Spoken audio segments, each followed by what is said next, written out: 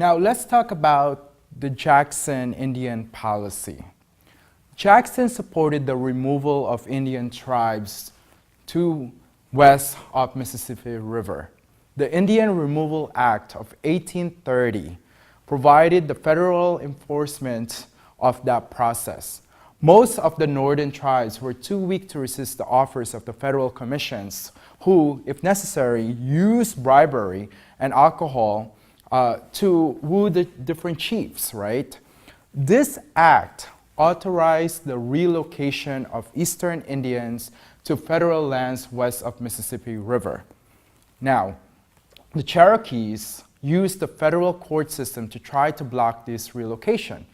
But despite the Supreme Court decision of their favor, federal troops forced them to move anyway.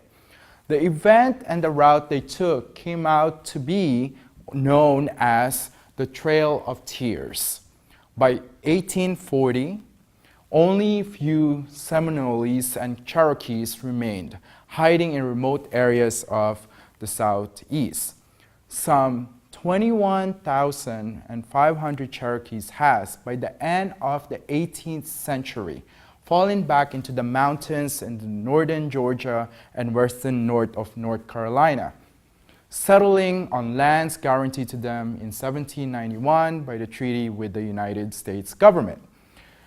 But when Georgia ceded its western lands to the federal government in 1802, it did so on the ambiguous condition that the U.S. will extinguish all Indian tribes within the states. And in essence, they were left by the whole idea of that as early as the same can be obtained in a reasonable terms. So meaning this really, it was during Jackson's presidency that led all this early conflict between our relationship with the Indians, and ultimately, it kind of snowballed into what we have today. It never really became something that was given back, so their territory was always been taken away from them.